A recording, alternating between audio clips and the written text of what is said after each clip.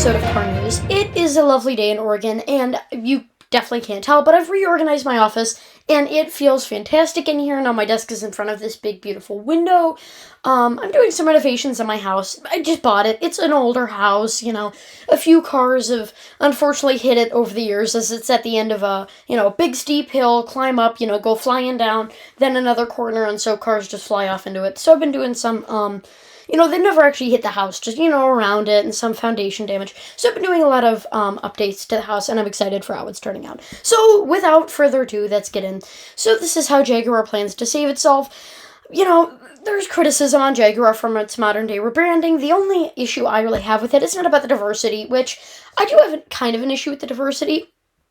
It's not because I'm upset that, what Jaguar views as diverse people are being showed in the advertisement. It's because in foreign, countries, they take out certain people to apply to the things. So it's not so much we're accepting everyone, copy nothing, new thing, to be interested about. It's more just, this is an ad campaign that we thought would do well in this modern day landscape, and we're going to change it for every single new market that we were in. So, it's fine. They plan to save themselves by, unveiling new models, and, their plan is to kind of, do all the woke stuff, move over to EVs, do all that crap, but still make their older models and still kind of sell cars. Jaguar, I think this has been actually pretty decent for Jaguar, because I don't know the last time I've heard or seen a Jaguar, unless it's like a, bring a tractor of the week, and it's like a Jaguar X-Type or something, and it's like, oh, okay, I get it, Also, a 2026 Mercedes-Benz C-Class has been spied. My favorite thing about it is the wheels. Just look at how wonderful those are. Nowadays, there's so many big chrome wheels. They're huge. It's got like 1 million spokes. It's got diamonds in it. And I just like the simple 5 pattern, that nice little like panda bear sloth-looking teardrop.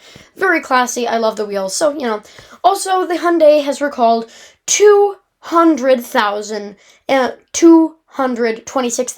Santa Fe and Elantra models to replace the rearview camera. This isn't something big. We see this all the time. Toyota recalls 1 million vehicles to replace the brake pad pattern, because if you're wearing, LL Bean slippers, they might slip off, the matches perfectly. There are all kinds of stupid things. Also, the Acura ZDX Type S Motor Authority Best Car to Buy 2025 finalist. I'm mad about this. First of all, it's an EV. Second of all, it's a GM EV, which means it's especially bad. And third of all, it took the name from an absolutely epic Acura. Remember the Honda Accord Cross Tour? Well, the Acura ZDX was the Acura version of that, a lot more luxurious, yada, yada, yada. But that was a fantastic car.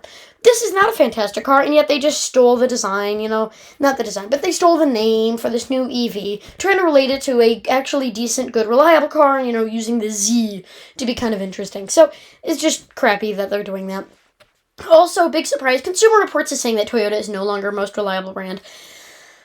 Big shocker. Ever since, I would say, around 2020, their car quality has just gotten down. And the thing that I'm really mad about Toyota with it, as I'm exploring this new phase of Toyota not amazing, is I think my big issue with them, it's not that their cars aren't that reliable anymore, which they're not. It's the dealer. I went to look at a brand new car, a Corolla Cross Hybrid. I live in Oregon. It'd be nice to have in the winter. I think I'm just going to buy an XC70 and call it a day. But I was investigating it, and they tacked $10,000 onto the thing, then they said, oh no, then I went through corporate, and then they got $10,000. It's just so annoying. They're so sleazebag. Maybe it's just the dealership that I used, and I didn't use the one in my town. I went down to Portland. Maybe I just got a sleazy car dealer, but, it seems like some of the stuff's coming from corporate. Also, there's an all-new 2026 Hyundai Palisade with 9 seats, but I know where you think it will come to the U.S. This is very nice styling, and I could see it maybe coming into the United States, but I highly doubt it will, just because, more of a radical Hyundai. They usually keep the cool stuff overseas, so, Hyundai is also recalling 205,760 SUVs due to increased fire risk. It seems like every car is catching on fire. First, it was like the Kia and Hyundai, right? They made it cool. They were like, your car doesn't catch on fire like my Kona? Ugh.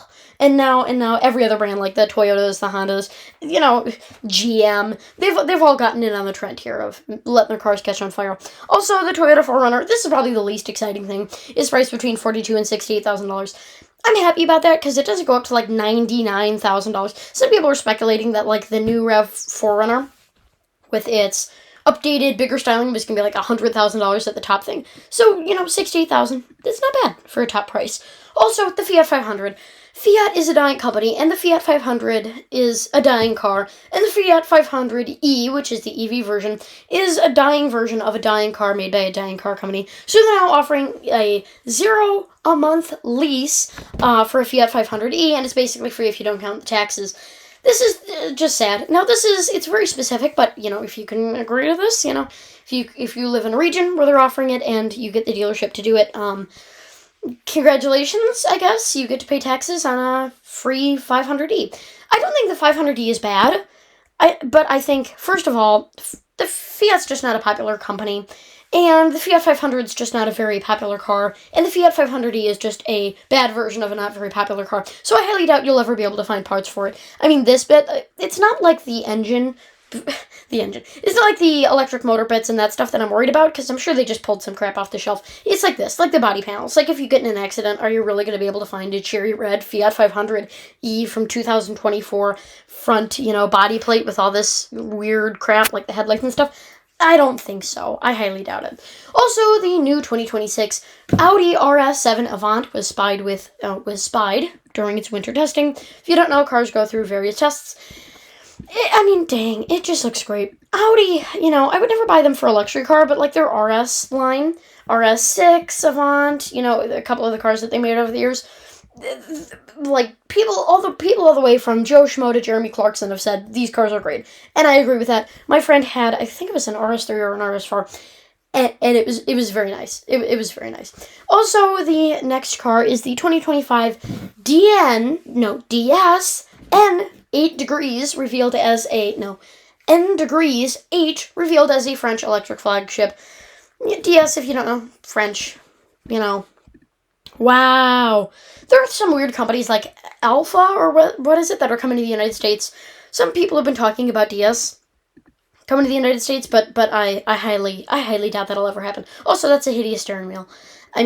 Seriously, I'm surprised.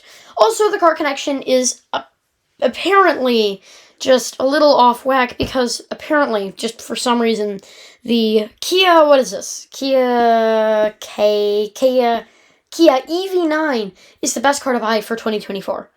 What the hell are you thinking?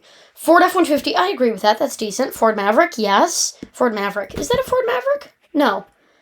What? Ford Maverick. Yes, I was right. I'm correct. Mach-E, ugh. Palisade, yuck. Forester, that's decent. Accord, yeah.